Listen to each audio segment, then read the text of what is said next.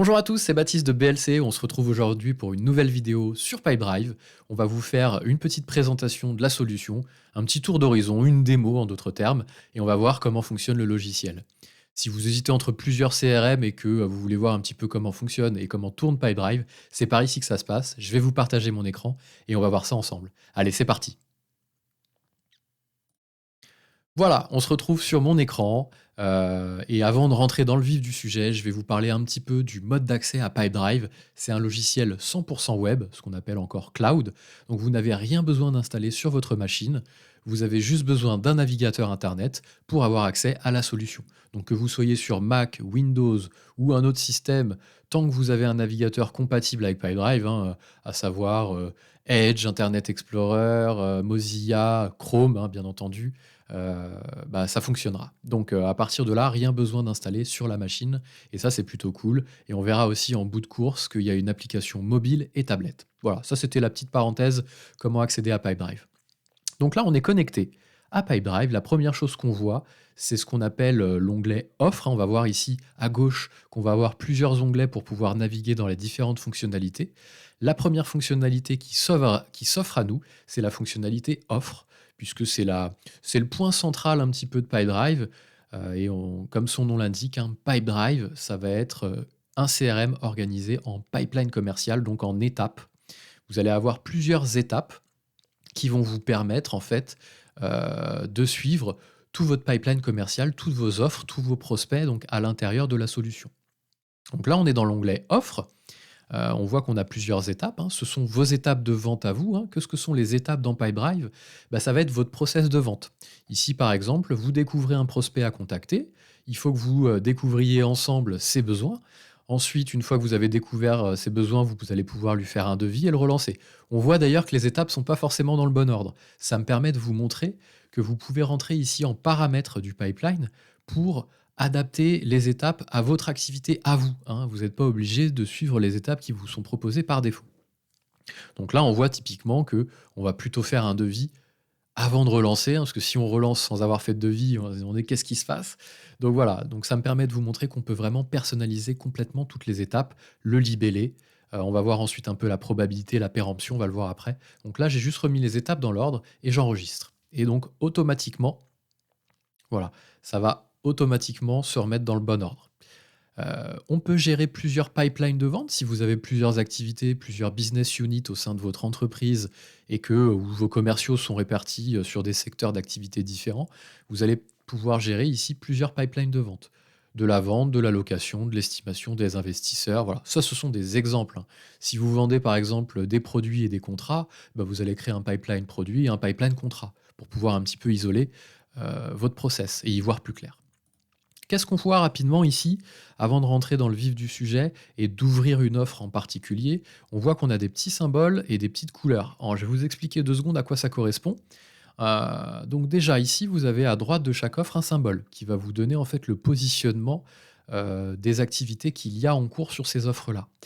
En rouge, ça va vous expliquer qu'en fait vous avez une offre, donc vous avez détecté en fait une opportunité de business. Vous vous êtes bien mis un rappel dessus, donc un email à faire au prospect, un coup de téléphone à passer, mais c'est une activité sur laquelle vous êtes en retard. Donc il vous la mettra en rouge. Si on clique dessus, on voit qu'on avait un comité de validation à faire et on est en retard de 3 semaines. C'est une base démo, en général, on n'est pas en retard d'autant, mais voilà. Alors je vais couper mon téléphone pendant la vidéo, ce sera mieux. Ici, vous voyez que vous avez promenade des Anglais ici. Vous cliquez dessus, vous avez le détail en fait des prochaines actions et vous voyez que vous avez des actions qui sont en retard. Ça, c'est la couleur rouge. La couleur jaune, elle est très importante. Pourquoi? Parce que ce sont des opportunités de business que vous avez détectées pour lesquelles vous n'avez pas de prochaine action. Donc c'est bien beau, en effet, d'avoir le marketing qui vous dégote des offres ou des commerciaux qui prospectent pour dégoter des offres. Si vous ne vous mettez pas de prochaine action, il va y avoir un souci. Donc là, il faut impérativement que sur toutes les offres qui sont signalées comme dangereuses ici, vous vous personnalisiez bien une prochaine action. Donc là, on voit par exemple Brooks suivi en commissariat au compte, pas commissariat police. Vous allez cliquer dessus et vous allez vous planifier une prochaine action. Ok, il faut que je le rappelle. Donc là, vous ouvrez, ça vous ouvre une autre fenêtre qu'on va voir aussi après en détail, qui va vous proposer en fait de vous créer un prochain rappel. Donc là, vous allez dire ici, il faut que je lui envoie un email. envoyer par exemple la plaquette, hop, et vous allez planifier ça par exemple lundi. Ok, vous pouvez vous mettre un petit commentaire, donc ça me permet de vous expliquer aussi un petit peu les activités. Suite discussion, blablabla, hein, envoyer plaquette. Voilà. Ici, vous allez dire qui doit faire cette action. Est-ce que c'est vous ou est-ce que c'est quelqu'un d'autre, hein? Vous pouvez créer des tâches pour d'autres personnes que vous. À quelle offre c'est lié? Bah, automatiquement, il a récupéré l'offre sur laquelle le deal sur lequel vous avez cliqué sur le bouton, hein, donc il vous fait un petit récap d'ailleurs en survolage. Et vous enregistrez. Hop. Et là, votre offre passe en gris. Ça veut dire qu'en fait, ça me permet de vous expliquer la couleur grise, quelle transition, que vous pouvez avoir des offres avec des prochaines activités à faire dans le futur. Ni en retard, ce serait rouge, ni aujourd'hui, ce serait vert, mais on va le voir, mais dans le futur. Si vous ouvrez ici, par exemple, HEC, hop, le bureau des élèves, vous avez une réunion dans 2 semaines. Voilà, c'est pas en retard, c'est pas aujourd'hui, c'est dans le futur. Donc là, en gros, il vous laisse tranquille. Si on avait eu des choses à faire aujourd'hui sur des offres, bon, là ici, hein, Monster Inc., on a une prochaine action et cette prochaine action est à faire aujourd'hui. Donc il vous le mettrait en vert. Si vous cliquez dessus, meeting aujourd'hui à 14 heures. Il est 14 heures. Donc ça va bientôt être en retard. Et ça passera en rouge. Donc voilà un petit peu l'explication des 3 symboles que l'on a à droite. Ensuite, on voit qu'on a des offres aussi, non seulement qui ont un symbole rouge ou un autre symbole, mais qui sont aussi, elles, en surbrillance rouge. Pourquoi? Parce qu'on va pouvoir gérer la péremption des offres en fonction de certaines étapes. Je m'explique. Vous avez un prospect qui rentre et vous vous êtes dit, moi, mes prospects que je détecte, je veux les contacter au moins dans la journée ou dans les 2 jours. Donc vous allez personnaliser votre pipeline ici et vous allez mettre que les offres qui rentrent à cette étape-là sont périmées au bout d'une journée. Ce qui fait que des offres qui sont restées plus longtemps qu'une journée ici passeront en rouge. Et ça, c'est un indicateur hyper important qui va vous permettre de prioriser vos rappels.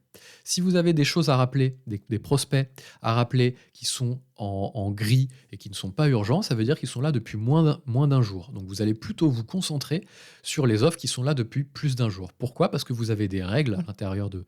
Vous avez des process qui font que automatiquement, vous devez relancer ou appeler ou pour prendre contact au moins dans la première journée qui suit. Faire de vie, relancer, vous voulez pas que ça reste plus de 7 jours par exemple. Donc là, on va aller dans relancer. On va paramétrer ici une péremption à l'étape relancer. On veut pas qu'on ait des offres à relancer de plus de 7 jours entre le moment où elles arrivent dans cette étape-là et le moment où on va les relancer doit s'accouler moins de 7 jours. Donc là, on va enregistrer, on va voir qu'il y a quelques offres qui vont passer en rouge a priori, peut-être même toutes. Ah non, pas du tout.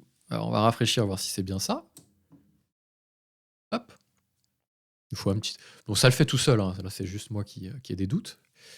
Ok, donc là non c'est bon, hein, elles sont bien toutes là à cette étape-là depuis moins de 7 jours. Donc si on avait eu des offres depuis plus de 7 jours à cette étape-là, elles auraient été en rouge. Donc on sait vraiment où concentrer nos efforts. Et ça c'est vraiment bien. Donc ça c'est la vue offre. Et c'est la vue offre aussi organisée en pipeline. Vous avez la vue offre ici qui va vous lister en fait tous vos deals organisés en listing. Donc là, ça ressemble à Excel, hein. Donc là, on voit qu'on a des filtres actifs. Hop, tout le monde. Ça permet aussi de vous montrer qu'on peut avoir des filtres sur n'importe quelle fenêtre de Pipedrive, soit en demandant quel est le propriétaire du deal, soit en ayant des filtres un peu plus poussés qu'on va se créer, hein, des vues filtrées, on appelle ça. Voilà. Et donc là, ça nous affiche toutes les offres en vue listing. Très pratique, exemple pour faire des modifications en masse. Ici, vous allez pouvoir prendre plusieurs offres et leur apporter une modification en masse. Dès lors que vous en sélectionnez plusieurs, vous avez un petit panneau qui s'ouvre à droite et qui vous propose en fait quelles sont les offres que vous voulez modifier. Non, puisque vous avez les sélectionnées, mais qu'est-ce que vous voulez modifier dans ces 12 offres-là. Et ici, vous allez pouvoir mettre une étiquette. Par exemple, une étiquette, vous allez remplacer, alors on n'a pas géré les étiquettes, mauvais exemple, un statut, raison d'échec, un type, tiens, qu'est-ce qu'on a en type ici? Terrain plat, bon voilà, ok, hop, et je mets à jour. Si je rentre dans chacune des 12 offres que j'ai sélectionnées, je sais que j'aurai, et là ça me permet de vous montrer aussi la vue offre, hein, le détail, je sais qu'au niveau du type, je vais avoir terrain plat. Donc ça c'est la modification en masse, c'est ce qui me permet en fait de tenir à jour ma base de données. La troisième vue, lorsqu'on est toujours dans la vue offre, c'est la vue chronologie prévision. Et là, en fait, on laisse de côté les étapes et il va vous mettre en évidence en fait votre prévision de business à venir. Donc il va vous dire que en octobre, tu as déjà fait ce qui est en vert, c'est ce qu'on a déjà gagné comme offre en octobre. 71 millions et il te reste à gagner 1,6 million. Donc en gros, 71 plus 1,6 million, tu vas pouvoir faire un atterrissage à fin octobre de 73 et quelques. Et même chose pour novembre, et même chose pour décembre, etc. etc. Ça permet, c'est très important cette vue-là, hein, elle est sous-cotée, mais il faut vraiment l'utiliser. Ça permet de prévoir le portefeuille de commandes à venir. Exemple, vous savez que vous avez un délai de transformation de vos prospects sur 4 mois. Donc ça veut dire que si vous rentrez une offre en octobre ici, vous allez mettre 4 mois pour la signer, donc janvier. Si vous avez un pipe de janvier qui est vide en octobre, c'est que vous avez un souci. Puisque si vous mettez 4 mois et que vous rentrez vos offres et que vous alimentez votre pipe en novembre, c'est déjà trop tard pour avoir des commandes en janvier. Il faudra prévoir deux choses, closer des deals, donc signer des offres, mais aussi remplir le pipeline. Donc c'est deux aspects vraiment au service marketing et commercial. Vous avez souvent le marketing qui vous remplit un pipe, ou les commerciaux plutôt prospects, prospection qui vous remplissent le pipe, et après vous avez les commerciaux qui vont travailler les prospects que le marketing a rentrés. Donc le marketing devra s'atteler ici à bien remplir le pipe de janvier, si dans notre business ici, on met 4 mois pour closer un deal. Ça, c'est la vue prévision qui va vous l'apporter. Voilà. Donc là, on a fait le tour un petit peu de la vue offre, mais vous allez me dire, ok, c'est bien beau cette vue offre, mais moi, je suis commercial, j'arrive le matin, comment je vais savoir ce que j'ai à faire? Je vais pas m'amuser à aller ouvrir chaque offre ici qui sont en vert. Très juste. Et c'est pas forcément la fenêtre qu'on ouvre le plus souvent d'ailleurs, cette fenêtre offre. La fenêtre qu'on ouvre le plus souvent quand on travaille à l'intérieur de PipeDrive, qu'on est utilisateur, c'est la vue activité. C'est la vue qui est juste en dessous, un cran en dessous, deux crans en dessous, pardon, qui est la vue activité. Là, ça va faire une synthèse, non plus organisée par offre, mais organisée en fait par action que vous devez effectuer. En vous connectant, vous allez avoir une liste de tâches, qui est la liste de, la liste de vos tâches à faire sur la journée. Donc, vous allez avoir la possibilité de filtrer ce qui est en retard. Ça s'est mis en rouge et en premier dans la liste ici. Si on filtre sur rien, il va toujours mettre en premier ce qui est en retard, mettre ensuite ce qui est à faire aujourd'hui et ensuite ce qu'on devra faire dans le futur. Ça, c'est toujours la même organisation. Après, ça va être à vous de filtrer. Vous voulez afficher uniquement les choses sur lesquelles vous êtes en retard. Voilà, ça va infider un petit peu la fenêtre et vous allez pouvoir y voir plus clair. Ok, je me pose là-dessus. Je vais faire, moi, en tant que commercial, toutes les tâches sur lesquelles je suis en retard. Quand j'ai terminé, je me mets à celles que j'ai à faire aujourd'hui. Voilà. Et ça permet vraiment d'organiser son travail en fonction des priorités. Deuxième chose que vous pouvez filtrer, c'est en fonction de la typologie d'activité que vous vous êtes fixé. Ici, vous dites, OK, moi, j'arrive un matin, je suis en forme, je me sens chaud, j'ai déjà passé un premier coup de fil qui a duré une demi-heure, ma voix est rodée, je suis à l'aise avec le téléphone. OK, je m'enchaîne 2 heures d'appel. Qu'est-ce que je vais faire ici? Je vais décocher et je vais afficher uniquement les appels. Et comme ça va me faire un focus uniquement sur les appels à passer. Et je me fais une salve d'appels pendant 2 heures. C'est parti, j'appelle tout le monde, toutes mes offres ici, j'ai le numéro de téléphone. Si j'ai une solution de téléphonie directement sur mon ordinateur, je peux cliquer dessus, ça appelle, j'ai mon casque et mon micro, pardon, et j'appelle directement avec mon ordi. Ou alors j'ai mon smartphone, si j'utilise le smartphone, j'ouvre l'application PipeDrive, je me fais mes mêmes filtres et c'est parti. Ou alors je compose directement sur mon téléphone fixe. Bon, bref, en tout cas, tout ça pour vous dire que vous allez pouvoir filtrer en fonction du statut des activités que vous avez à faire. C'est très pratique. Plusieurs statuts, hein. Si vous avez par exemple un moment, un rapport à faire, plus des factures, vous allez filtrer sur ces deux-là et il va vous afficher uniquement, alors on va décocher appel, et il va vous afficher uniquement que les filtres actifs. Et vous pouvez revenir en mettant tout. Ça, c'est très bien. Ça représente en listing ce que vous avez à faire. Mais vous allez avoir aussi la possibilité d'afficher ça en calendrier. Donc vous avez vu, à chaque fois qu'on est dans un onglet, il y a toujours plusieurs vues. La vue listing, tout à l'heure on a vu la vue prévision, et là on va avoir la vue calendrier. Donc en cliquant dessus, je vais avoir la représentation, cette fois-ci graphique, de ma journée et de ma semaine. Donc là on va pouvoir vite voir en fonction des semaines, si par exemple j'arrive un lundi matin, je suis ici, je regarde un petit peu ma semaine, ok. Donc là, c'est très bien, hein. Cette vue-là, elle sert vraiment à organiser sa journée, à organiser sa semaine, puisqu'on va voir ici qu'on a pas mal de choses à faire lundi, d'autres petites choses à faire mardi, rien mercredi, rien jeudi, et là, pas mal de choses à faire vendredi. Soit j'ai des rendez-vous ici, si j'avais des rendez-vous, ils seraient affichés, hein, puisque j'ai synchronisé mon Pipedrive avec mon calendrier, c'est vraiment tout l'intérêt. Et si j'avais eu des rendez-vous, ils auraient été là. Là, ça veut juste dire que je vais avoir un déséquilibre dans ma semaine et que je vais pouvoir un petit peu rééquilibrer. Donc cette vue-là va vous servir à organiser. Ok, je vais me faire une salve d'email mercredi. Comme ça, hop, C'est bien de focus. Tout dépend de l'organisation. Il y a certaines personnes qui se disent: «OK, mercredi matin, c'est les emails. Mercredi après-midi, c'est les appels» et d'autres qui font plutôt, un peu différemment. Peu importe, c'est pas un jugement de valeur ce que je dis. Chacun s'organise comme il veut. Pipedrive va pas vous faire rentrer dans une organisation précise, il va vous aider à vous organiser avec votre organisation à vous. Et donc là, vous dites: «Bah, jeudi, typiquement, jeudi, j'ai peut-être un rendez-vous». Je suis pas là, j'en sais rien. Je suis sur un sujet de fond sur lequel j'ai besoin de me concentrer. En théorie, tous les sujets sur lesquels vous avez besoin, de vous poser sont dans Pipedrive. C'est le but, hein. Vous n'allez pas mettre une liste de tâches, sur votre carnet. Non, mettez tout dans Pipedrive ou dans votre CRM. Hop et là, vous dites: «Enregistrer la commande». Vous avez utilisé cette vue calendrier pour vous organiser. Voilà, ça y est, elle vous a aidé. OK. Donc vous allez pouvoir revenir sur la vue listing et commencer à faire vos actions le matin en arrivant. Ça, c'est la vue activité. Dès lors que vous vous êtes bien positionné, en fait, toutes vos activités à l'intérieur des offres, et cetera, et cetera. Quand vous rentrez une offre, vous mettez une activité, vous la planifiez. Même si c'est dans 3 ans, peu importe, dans 3 ans, un matin, vous arriverez, vous aurez cette activité-là qui sera à faire ce jour-là. Parce que vous vous la serez programmée il y a 3 ans. OK, donc ça, c'est la vue activité. Bien sûr, on va passer aussi un petit peu sur la vue base de données, puisque vous allez pouvoir ranger votre pipe en fonction de contacts et de sociétés. Bon, ça c'est de la base de données, on passe rapidement dessus, hein. Vous allez avoir ici la liste de, hop, on va mettre tout le monde. Il y a toujours des filtres actifs, hein, n'hésitez pas à jouer avec les filtres. Voilà, vous avez la liste de toute votre base de données, hein, de tous vos contacts. Même chose sur les sociétés, pardon. Et là, vous allez hop, touc, touc. Là, vous pouvez mettre que uniquement les sociétés dont Baptiste est le commercial, par exemple. Ça, voilà, ça c'est la vraie vue base de données, hein. Un CRM, ça sert vraiment à ça, hein. C'est de stocker les données et de les partager aussi avec vos collègues. C'est ce qu'on attend en numéro un d'un CRM quand on l'installe. De pouvoir avoir une base de données unique et pas chacun son classeur Excel, chacun son calepin, chacun son smartphone. Voilà. On décloisonne, on partage au sein de l'entreprise à un seul et même endroit.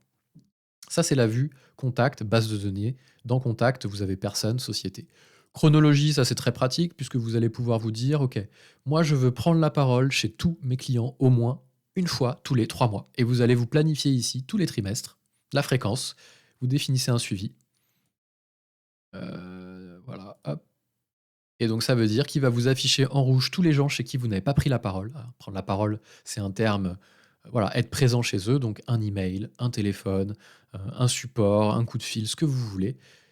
Et il va vous afficher en priorité tous les gens pour lesquels vous n'avez pas eu d'activité pendant les 3 prochains mois, les 3 derniers mois, pardon. Et il va falloir se concentrer là-dessus, en priorité. Donc ça, c'est la chronologie, vous pouvez le faire sur les personnes, sur les sociétés, au choix.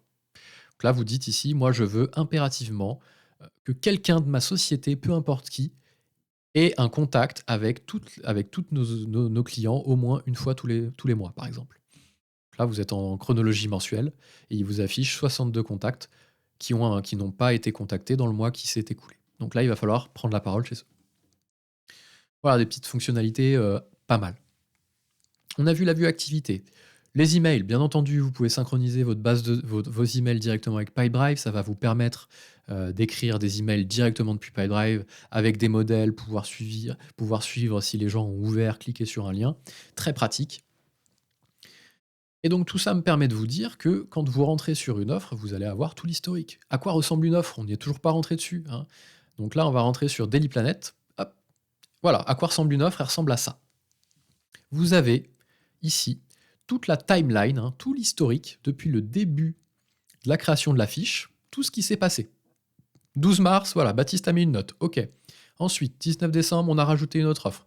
Le statut a changé, il est passé de en cours à perdu, on l'a rouvert, etc. Voilà, vous allez stocker tout à l'intérieur. C'est pas vous qui allez stocker, c'est en fonction des choses que vous ferez au quotidien dans Pipedrive que ça va s'historiser. Lorsque vous avez une activité, que vous terminez une activité, moi je suis ici par exemple, j'arrive le matin, je suis commercial, je termine une activité ici, Toulon Métropole, je dois les appeler, et je la termine. Hop, tout simplement, je clique dessus, ça termine mon activité.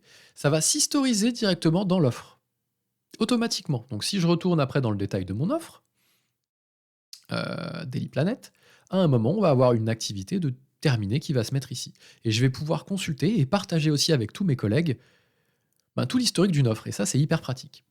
Quelqu'un a appelé, est-ce qu'il y a un email qui a été envoyé? Puisque quand on envoie un email, il est historisé directement depuis Pipedrive. Voilà. Ça, c'est vraiment la vue la plus importante, c'est la timeline. Et vous allez pouvoir aussi filtrer. Je veux afficher uniquement mes notes. Hein, vous cliquez dessus, ça affiche que vos notes. Vous affichez uniquement vos activités, ça affiche que vos activités. À gauche sont tous les champs, toute la fiche signalétique de votre offre.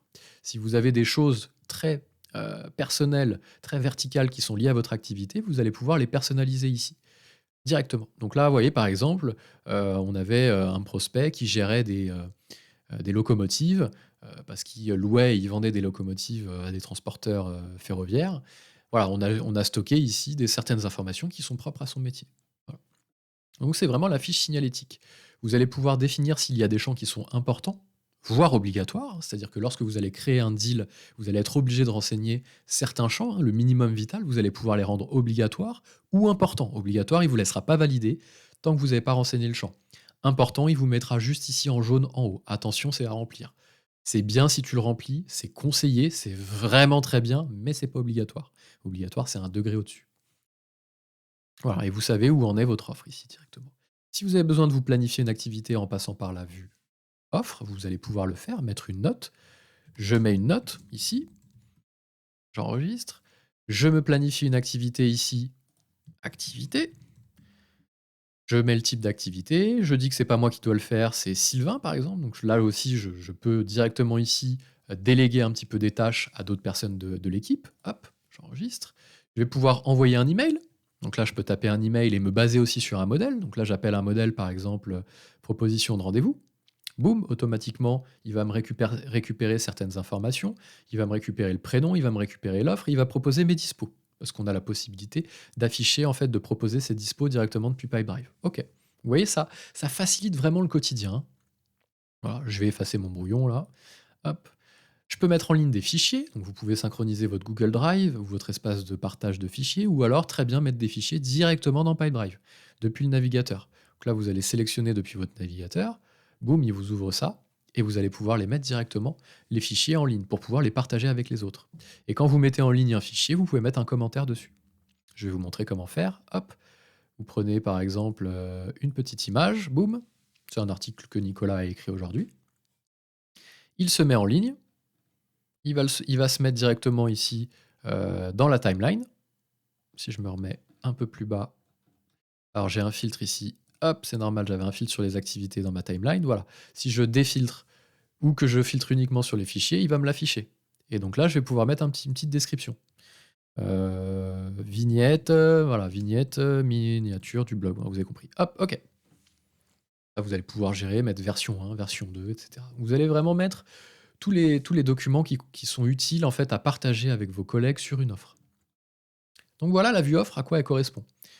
Toujours, vous pouvez avoir, je ne vous ai pas expliqué lorsque vous étiez ici dans la vue prévision, comment il arrive à savoir quand le business allait rentrer. C'est sur chaque offre, en fait, on met une date de prévision, on fait une date de conclusion prévisionnelle, je vais y arriver. Donc c'est la date à laquelle vous pensez rentrer le deal. Et c'est grâce à ça qu'il va vous positionner en fait vos deals directement dans la vue chronologie, dans la vue prévision. Voilà, on est rentré dans une offre, on a vu un petit peu ici, les activités, la boîte email, on peut synchroniser la boîte email, OK, on peut, en effet avoir des contacts, gérer la base de données. On va parler d'une petite nouveauté, j'appelle ça encore nouveauté parce que c'est relativement récent. On peut gérer des prospects.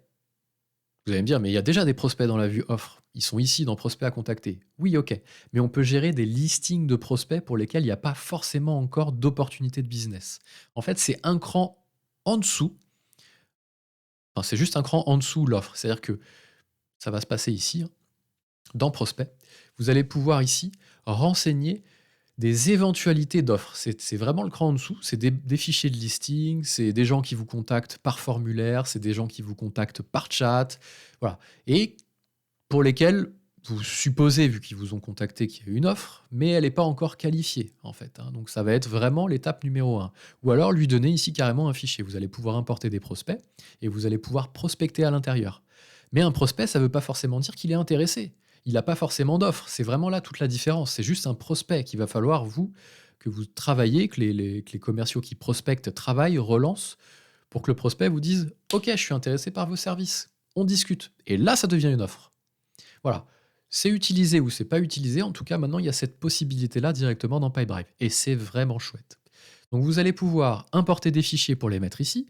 Vous allez pouvoir connecter votre chat Je ne rentre pas en détail hein, dans le chat, etc.